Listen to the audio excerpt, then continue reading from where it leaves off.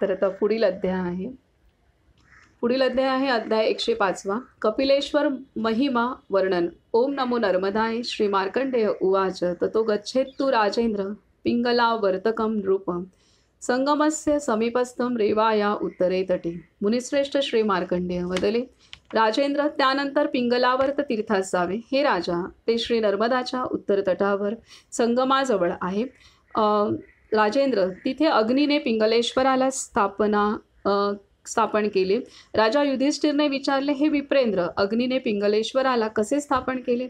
श्री मार्कंडेय वदले, श्री महादेवाच्या वीर्याने जेव्हा अग्नी तर्पित झाला तेव्हा साध्या सरळ स्वभावाच्या श्री रुद्राकडून स्वदेह प्राप्त करून अग्निदेव निघून गेलेत। अग्निमुखात जेव्हा अनंत तेजस्वी श्री महादेवाने वीर्य टाकले तेव्हा श्री रुद्राच्या तेजाने दग्ध झालेल्या अग्नीने तीर्थयात्रा करत वायुभक्षण करत शतवर्षापेक्षा अधिक काळ अतिभक्तीने उग्र ध्यान केल्यावर श्री महादेवाने प्रसन्न होऊन अग्निदेवास म्हटले, तुझा मनोवांछित वर माग। अग्निदेव म्हणाले, सर्व लोकेश आपणास नमस्कार असो। हे उग्र रूप आपणास नमस्कार असो। आपल्या वीर्याने दग्ध झालेला मी कुबडा झालो आहे। श्री महेश्वर, मी शारीरिक दुःखाने त्रस्त व काळा झालो आहे। मी श्री नर्मदा तटावर राहतो। श्री महादेव वदले, तू रोगरहित होशील आणि ते अंतर्धान पावेल। हे राजेंद्र, तेव्हा तिथे अग्नीने पिंगलेश्वराची स्थापना केली। क्रोधावर ताबा मिळून जो तिथे उपवास करतो त्यास तिथे अतिरात्र यज्ञ केल्याचे फल प्राप्त होते व अंती श्री रुद्र लाभ होतो। हे भरत वंशोत्पन्न राजा, जो तिथे सालंकृत सवत्स रूपवान कपिला गाय गुणवान निर्धन ब्राह्मणाला देतो त्यास परमपद प्राप्त होते। हे राजेंद्र, त्यानंतर श्री नर्मदा तटावरील श्री ब्रह्मदेव वंशोत्पन्न ब्रह्मर्षींनी स्थापित ऋणमोचन नावाने प्रसिद्ध अतिउत्तम तीर्थास जावे। जो मनुष्य भक्तीने 6 महिने पितरांचे तर्पण करतो तो श्री नर्मदा जलात स्नान करून देवता, पितर व मनुष्यांच्या ऋणातून तत्क्षणी मुक्त होतो। हे राजा, जितेंद्रिय होऊन एकाग्र चित्ताने जो बुद्धिमान मनुष्य भक्तिपूर्वक त्या तीर्थात स्नान दान करतो तो बलवान होऊन तिन्ही ऋणातून मुक्त होतो व स्वर्गात आनंद उपभोगतो। श्री मार्कंडेय वदले, हे राजेंद्र, त्यानंतर कपिलेश्वर तीर्थास जावे। ते सर्व पापहारी तीर्थ कपिलने स्थापित केले आहे। हे नरेश्वर, शुक्ल पक्षातील अष्टमी व चतुर्दशीला मध, साखर, दही, अक्षत व फळांनी युक्त कपिला गायीच्या दुधाने व परमभक्तीने तुपाने मध्यरात्री जगत प्रभू कपिलेश्वर महादेवाला स्नान घालून सुगंधित चंदन लेपन करावे। त्यानंतर क्रोधावर ताबा मिळवून सुगंधित सफेद फुलांनी श्री महादेवाचे पूजन केल्यास यमलोकात जावे लागत नाही। हे पार्थ, कपिलेश्वराच्या उत्तम पूजनानंतर उत्तम घोर असिपत्र वर्ण दारुण यमवल्ली सुखाने पार करतो। हे भरत वंशोत्पन्न राजा, पुण्य श्री नर्मदा जलात स्नान करून गाय, वस्त्र, अन्न, छत्री व शय्यासन दानाने सत्पात्री ब्राह्मणाचे पूजन केल्यास तो निरोगी महातेजस्वी पुत्र जीवित असलेला व प्रिय वदनारा पृथ्वीवर राजा होतो। त्याचे वैरीही निसंशय मित्र होतात। हा श्री स्कंद पुराणातील रेवाखंडाच्या उत्तर भागातील कपिलेश्वर महिमा वर्णन नावाचा 105वा अध्याय पूर्ण झाला। तर हे कपिलेश्वर तीर्थ आहे। कपिल मुनींनी इथं तपस्या केलेली आहे। अध्याय 106 चक्रतीर्थ महात्म्य वर्णन। ओम नमो नर्मदाय श्री मार्कंडेय उवाच ततो गच्छेत् तू राजेंद्र पुतकेश्वरमुत्तमं नर्मदा दक्षिणे कुले सर्व पाप क्षयं करम। मुनिश्रेष्ठ श्री मार्कंडेय वदले, राजेंद्र, त्यानंतर श्री नर्मदाच्या दक्षिण तटावर सर्व पाप हरण करणाऱ्या उत्तम पुतकेश्वरास जावे। लोकहितार्थ तिथे श्री महादेव स्थापित केले आहेत। हे पांडुपुत्र, तिथे जो मनुष्य श्री महादेवाचे पूजन करतो त्याच्या सर्व इच्छा पूर्ण होतात व तो यमलोकात जात नाही। हे नराधिपती, कृष्ण पक्षातील अष्टमीला व चतुर्दशीला जो मनुष्य काही इच्छेने महाकालाचे पूजन करतो तो यमलोकात जात नाही। श्री नर्मदाच्या उत्तर तटावर उत्तम वैष्णव तीर्थ आहे, जे जलशायी नावाने पृथ्वीवर प्रसिद्ध आहे। तिथे दानवाचा वध करून जनार्दन भगवान निद्रिस्त आहे। तिथे देवादिदेव श्री विष्णूचे स्वचक्र धुतले. श्री नर्मदा जलाच्या प्रभावाने सुदर्शन चक्र पापहरित झाले. राजा युधिष्ठिरने सांगितले, ऋषीगणांनी सेवित चक्रतीर्थाबद्दल कथन करावे. आता हा अध्याय पण आलेला आहे आधी पूर्वखंडामध्ये, तर तीच कथा असणार आहे इथे भगवान श्री विष्णूशी संबंधित. ह्या तीर्थाच्या ठिकाणी त्यांचं अस्त्र जे चक्र आहे सुदर्शन चक्र ते अशुद्ध झालं. तर आता श्री मार्कंडेय बदले, हे महाभाग युधिष्ठिर, वा वा, अत्यंत गुप्त तीर्थ चक्रधारी श्री विष्णूने स्वतः निर्माण केले आहे. मी तुम्हाला ती पापनाशक कथा सांगतो. प्राचीन काळी नलमेघ नावाने प्रसिद्ध महादैत्य होता. राजा त्याने सर्व देवांना जिंकले व त्यांचे राज्य हरण केले. हे पार्थ, नलमेघामुळे भयभीत झालेले इंद्रासहित यम, स्कंद, वरुण, अग्नी, वायू, कुबेर, वसु, बृहस्पती, सिद्ध, प्रचेता आदी सर्व देवांनी वंदित सर्वोत्तम लोकास गेलेत आणि बृहस्पती आदी देव विविध स्तोत्रांनी स्तुती करू लागलेत. सृष्टीच्या आधी केवळ एक रूप कल्याणमूर्ती आपणास नमस्कार असो. त्रिगुणाने विभाग करणारे व नंतर भेद प्राप्त होणारे आपणास नमस्कार असो. हे अवनीपती इंद्रादी सर्व देवांना निस्तेज पाहून प्रसन्न मुख श्री ब्रह्मदेव बदले, देवांनो, तुम्ही आलात हे उत्तम झाले, पण तुमच्या चेहऱ्यावर पूर्वीचे तेज का दिसत नाही? पाल्याने प्रभा झाकलेल्या नक्षत्राप्रमाणे तुम्ही दिसत आहात. इंद्रदेवाचे वज्रसुद्धा बोथट झाले आहे. शत्रूला अनिवार्य वरुणाच्या हातातील पाश मंत्राने शक्तिहीन केलेल्या सापाप्रमाणे दीन दिसत आहे. कुबेराचे बाहू तुटक्या आयुधाप्रमाणे, तर कुबेराच्या मनाचा फास फांद्या तुटलेल्या वृक्षाप्रमाणे दिसत आहे. यमराज सुद्धा निष्प्रभ कालदंडाने जमीन खोदत आहेत. त्याला नमस्कार करा, कारण ज्याला देहवैराग्य प्राप्त होते त्यास हलकेपणा जाणवतो. हे 12 सूर्य स्वतेज मंद होत असल्यामुळे थंड पडत आहेत. ते चित्रात रंगवलेल्या सूर्याप्रमाणे आनंदामुळे दर्शनीय वाटतात. लोकरक्षा माझ्या अधीन आहे, पण त्याचे रक्षण तुमच्या अधीन आहे. मंद हवेमुळे डुलणाऱ्या कमळाप्रमाणे शोभायमान 1000 नेत्रांनी इंद्रदेवाने बृहस्पतीला इशारा केला, कारण द्विनेत्री बृहस्पती व त्रिनेत्री श्री महादेव हे दोघे इंद्रदेवापेक्षा श्रेष्ठ आहेत. बृहस्पती हात जोडून श्री ब्रह्मदेवास म्हणाले, पूज्य, महाबलवान नलमेघ नावाचा दानव आपल्या वंशात उत्पन्न झाला आहे. त्या दानवाने सर्व देवांना हरवले. श्री ब्रह्मदेव बदले, माझ्या येण्याने काही उपयोग नाही, कारण देवांकडून नलमेघाचा वध अशक्य आहे. भगवान श्री विष्णूशिवाय त्याला अन्य कोणी ठार करण्यास असमर्थ आहेत. तेव्हा सर्व देवांनी श्री विष्णूची स्तुती केली. शंख पद्म गदा हस्त चक्रधारी प्रभू, आपला जय असो. देवांची स्तुती ऐकून भगवान श्री विष्णू जागृत झालेत व मेघ गंभीर आवाजात मधुर भाषेत त्यांनी विचारले, श्री ब्रह्मदेव, सर्व सुरासुरांनी मला का जागे केले आहे? तेव्हा श्री ब्रह्मदेवाने सांगितले, जनार्दन, नलमेघ दानवाच्या भयाने आम्ही इथे आपल्या मंदिरात आलोत. जनार्दन, नलमेघ दानव आमच्याकडून अवध्य आहे. आपल्या हातूनच त्या दुष्टात्म्याला मृत्यू प्राप्त होईल, अन्यथा त्याला मृत्यू अशक्य आहे. भगवान श्री विष्णू बदले, सर्व देवांनी आपापल्या स्थानी जावे. मी त्या महाबलवान दैत्याला ठार मारेन. देवांनो, जिथे तो दुर्बुद्ध राहतो त्या स्थानाबद्दल मला सांगा. देवांनी सांगितले, हे कृष्ण, 24,000 कन्यांनी युक्त तो दानवेश्वर हिमालयाच्या गुहेत राहतो. तिथे असंख्य अश्व व रथ आहेत, तसेच अगणित विविध प्रकारची भवने आहेत. हत्ती पर्वताकार आहेत व घोडे हत्तीसारखे आहेत. देवांना भयदायक तो बलवान दैत्य तिथे राहतो. त्या आतुर देवांचे वचन ऐकून भगवान श्री विष्णूने शत्रुगणांचा नाश करणाऱ्या गरुडाचे चिंतन केले. त्यानंतर चक्र, गदा, शंख, शारंग, धनुष्य, मुसळ व हल घेऊन दानवांना मारण्याकरता पक्षीराज गरुडावर स्वार झालेत. हे पार्थ, त्या दानवाच्या घरात घोर उत्पात होऊ लागले. कोल्हे व कबुतरे त्याच्या घरात घुसू लागलेत. वाऱ्याविणा त्याचा ध्वजदंड पडला. सर्प व उंदीर तसेच हत्ती व वाघ यांच्यात लढाई सुरू झाली. भोवऱ्यांनी युक्त नद्या मार्ग सोडून वाहू लागल्या आणि त्या पर्वतावर वृक्षांना अकाली फुले दृष्टीस पडली.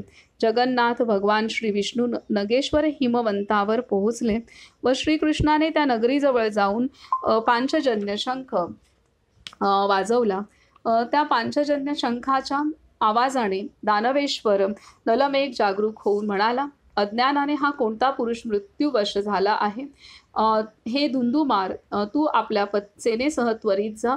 स्वबळाने त्या बलवानाला बांधून माझ्यासमोर आण.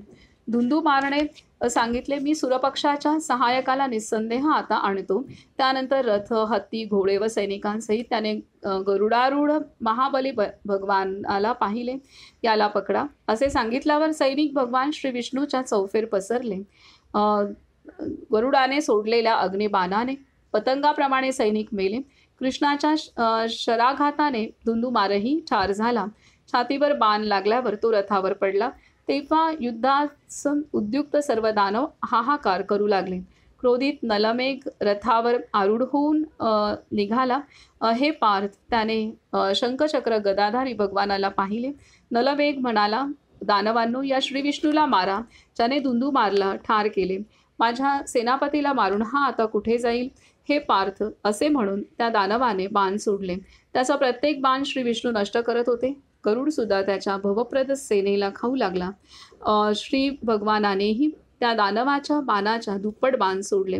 तेव्हा दानवाने 8पट बाण सोडले व बाणाच्या तेजाने श्री कृष्णाला झाकले. क्रोधित अग्निबाण सोडला तेव्हा त्या वारुणाचा प्रतिकार करायला दानवाने वायव्य बाण सोडला. हे पांडव, त्यानंतर भगवानाने नारसिंह बाण सोडला. ते पाहून नलमेघ दानव तलवार हाती घेऊन भगवानाला मारण्यासाठी रथावरून खाली उतरला. रागारागाने श्रीकृष्णाच्या जवळ जाऊन त्या गदाधारी श्रीकृष्णावर त्याने तलवारीने आघात केला. तेव्हा प्रसन्नचित्त भगवानाने मंडलाचा अग्रभाग ग्रहण करून नलमेघ दैत्याच्या छातीवर मारला. दैत्याने नाराचा बाण मारला. तेव्हा क्रुद्ध होऊन भगवानाने अमोघ चक्राने त्याचे शरीर उडवले. त्याचे शरीर जमिनीवर पडल्यावर सर्व पृथ्वी कंपायमान झाली. हे पार्थ, समुद्र भयाने उसळू लागला. भगवान श्री विष्णूवर देवांनी पुष्पवृष्टी केली. सर्व देवांना अवध्य दानवास भगवानाने ठार मारले. नलमेघाच्या वधानंतर भगवान स्वस्थानी गेलेत. हे कौंतेय, जनार्दन भगवानही श्री नर्मदाच्या किनाऱ्यावर श्री लक्ष्मीसहित आलेत व श्री नर्मदा तटावर लीन झालेत. मलिन चक्र त्याने पापक्षालनासाठी सोडले. भगवानासहित चक्र श्री नर्मदा जलात शिरले. श्री नर्मदाच्या प्रभावाने ते चक्र प्रापरहित झाले. नलमेघाला मारण्यामुळे झालेले सर्व पाप श्री नर्मदा जलात त्वरित धुतले गेले. तेव्हापासून इहलोकात पृथ्वी तलावरील जलशायी तीर्थ म्हणून ते स्थान विख्यात झाले. त्या तीर्थाच्या प्रभावासंबंधी तुम्ही एकाग्रचित्ताने ऐका. जसे नागांमध्ये श्रेष्ठ अनंत आहे, तसे देवांमध्ये श्रेष्ठ श्री विष्णू आहेत. जसे महिन्यांमध्ये मार्गशीर्ष, तसे नद्यांमध्ये पुण्य श्री नर्मदा आहे. मार्गशीर्ष महिन्याच्या शुक्ल पक्षातील एकादशीला शिवाय अन्य शुभदिनी कामक्रोधरहित होऊन त्या तीर्थावर मधु, दूध, तूप व गुळमिश्रित जलाने परमभक्तीने लक्ष्मीपती शेषशाही जगद्योनी भगवान श्री विष्णूला स्नान घालून पापरहित होऊन भगवानाचे दर्शन घेणारे सर्व सुरासुरांकडून वंदित होतात आणि उत्तम लोकात जातात. तुपाचा अथवा तेलाचा दिवा लावून रात्री जागरण केल्यास मनुष्य निसंशय देवरूप होतो. जे नरोत्तम त्या तीर्थावर श्री विष्णूची कथा श्रवण करतात ते ब्रह्महत्या आदी पापातून निश्चितच मुक्त होतात. जगद्गुरु जलशायी भगवानाला जो प्रदक्षिणा घालतो तो जणू जंबूद्वीपाला प्रदक्षिणा घालतो. त्यानंतर निर्मळ प्रातःकाळी यज्ञपूर्वक पितरांचे तर्पण करावे व पूजनीय ब्राह्मणांकरवी श्राद्ध करावे. आत्म्याच्या मोक्षार्थ स्वपत्नी इतरत अशांत परस्त्री विमुख वेदाभ्यासी निरंतर स्वकर्म करणारा नित्य सज्जनशील त्रिसंध्यापालक व शुभलक्षणी ब्राह्मणांकरवी श्राद्ध करावे. ते मानव धन्य व पुण्यवान आहेत जे सदा सर्व काळ ब्रह्माश्रयी वसतात. जे एकपक्ष चांद्रायण व्रत करतात त्यांना देवाधिपती जलशाही भगवानाचे प्रत्यक्ष दर्शन होते. हे पार्थ, त्या तीर्थात जो महिनाभर उग्र व्रत वा अन्य परमव्रत करतो त्याला स्वर्ग प्राप्त होतो. यानंतर मी आता तिळधेनूच्या फलासंबंधी सांगतो. ते दान कोणाला दिले जाते व त्याचे काय फल असते त्यासंबंधी मी तुम्हाला कथन करतो. पापनाश करणाऱ्या या दानासंबंधी नैमिषारण्यात नारदादी मुनींनी अनेक कथा श्रवण केल्या आहेत. हे आयुष्यदायी व यशवर्धन करणारे पुण्य आख्यान जो ब्राह्मणाला कथन करतो त्याला संपूर्ण फलप्राप्त होते. गाय, घर व शय्यासन अनेकांना एकत्रित दान केल्यास दक्षिणा वाटली जाते व देणाऱ्याला फल प्राप्त होत नाही. दान गाय, घर व शय्यासन अनेकांना एकत्रित दान केल्यास दक्षिणा वाटली जाते व देणाऱ्याला फल प्राप्त होत नाही. दान एकालाच द्यावे, अनेकांना एकत्रितपणे देऊ नये. दान केलेली गाय जर विकली तर ती 7 पिढ्या भस्मसात करते. तीळ पांढरे व काळे असतात. राजा, अक्षय फलाची इच्छा करणाऱ्यांनी गायी वासराच्या प्रमाणात तीळ घेऊन वासरासहित तिळधेनू करावी. चंदन, पुष्प व अक्षतांनी त्यांचे पूजन करावे. गायीच्या नाकात सुगंधी वस्तू ठेवावी. जिभेच्या जागी षड्रस ठेवावे. दातात, जांघेत व शेपटीला मोती लावावे. पोटाला कापूस व नाभीत सोन्याचे कमळ ठेवावे. ओठावर तूप व मध तसेच रोमछिद्रात तूप लावावे. गायीच्या गळ्याच्या कातडीजवळ कांबळे घालावे. मस्तकावर तांब्याचा पत्रा लावावा व खांद्यावर त्याचेच तुकडे लावावे. पाठीच्या कण्याला लोहदंड लावावा. मलोत्सर्ग द्वाराच्या जागी गूळ व मलपृष्ठ भागावर तूप आणि मध लावावे. गवताच्या जागी खीर, तूप व मध द्यावे. रुप्याने मढवलेले खूर, सोन्याने मढवलेले शिंग व मोत्याने गुंफलेली शेपूट असावी. शिवाय वस्त्र, अन्न व कास्य दोहनीत द्यावी. बालपणात केलेले, अज्ञानाने केलेले व कर्मवाच्या मनाने केलेले पाप, याशिवाय जलात थुंकणे, मुसळ ओलांडणे, वृषलीशी मैथून, गुरुपत्नीशी कन्येशी समागम, सुवर्ण चोरी व मद्यपानाचे पाप झाले तर तिळधेनू पवित्र करते. जो रात्रंदिवस उपवास करून माझ्या सांगण्यानुसार विधीपूर्वक गाय देतो तो यमलोकातील वैतरणी नदी, वाळूच्या स्थानी पापीचे पोळणे, 2 पर्वत असलेला अवीची नरक, लोखंडी चोच असलेले कावळे, असीपत्रवन, तप्त वाळू असलेला प्रदेश अशी भयानक स्थाने सुखाने ओलांडून यमराजाच्या स्थानी जातो.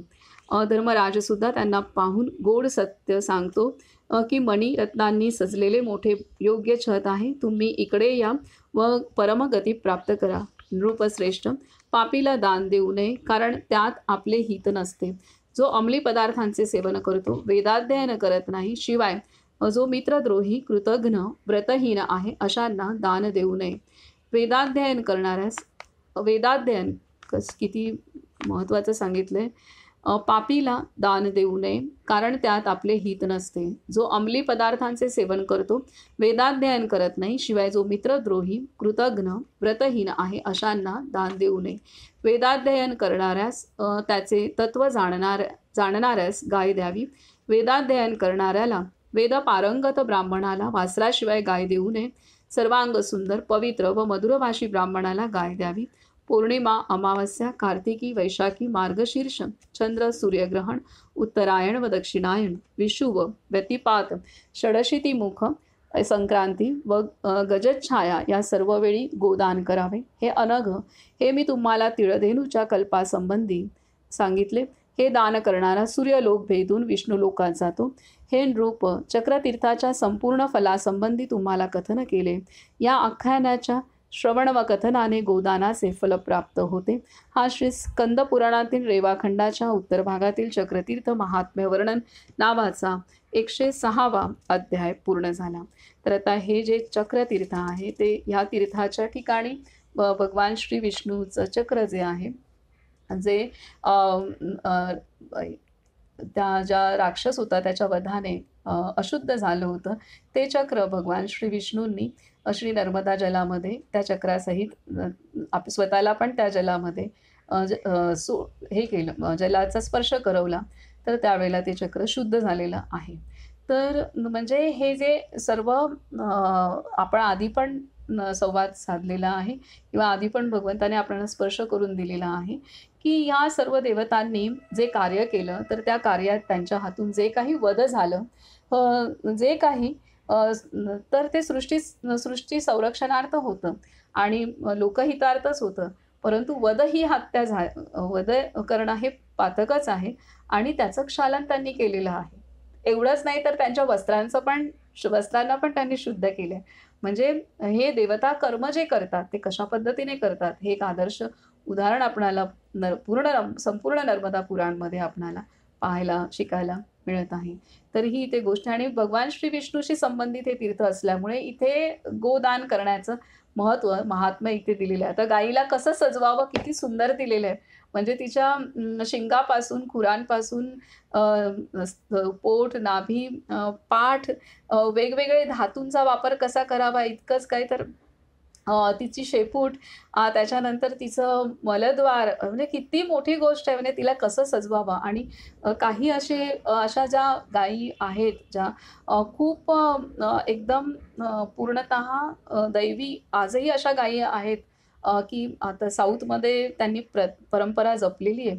तर तिथल्या मंदिरांमध्ये तिरुपतीची पण बहुतेक गाय आहे. तर तिथल्या मंदिरांमध्ये ज्या गायी आहेत त्यांना अशा पद्धतीने सजवल्या जातात. तर तसे आपण व्हिडिओ किंवा फोटो व्हायरल झालेले पाहतो. तर ते जे सजवलं जातं ते ह्यानुसार सजवलं जातं हे आता लक्षात येत आहे, की तिला सोन्याच्या शिंगांना पण टोकं जी असतात ती सोन्याची असतात. परत हे सर्व खुरांना चांदी, पाठीवरती लोखंड, तांबं कुठे वापरायचंय, मोती कुठं वापरायचंय आणि कांबळं कुठं असावं, विशेषतः कांबळं दिलंय आणि तशी सजलेली गाय आपण पाहतो. म्हणजे तसं सजवलं जातं गायीला. तर ह्या पद्धतीने इथे हे तीर्थ श्री विष्णूशी संबंधित असल्यामुळे गाय ही विष्णूतून निर्माण झाली असल्यामुळे हे इथे दिलेलं आहे आणि श्री विष्णू म्हणजे श्रीकृष्ण पण आहे हे या अध्यायात स्पष्ट झालंय. तर अशा रीतीने इथे आपला हा अध्याय पूर्ण झाला. इथं आपण थांबूयात.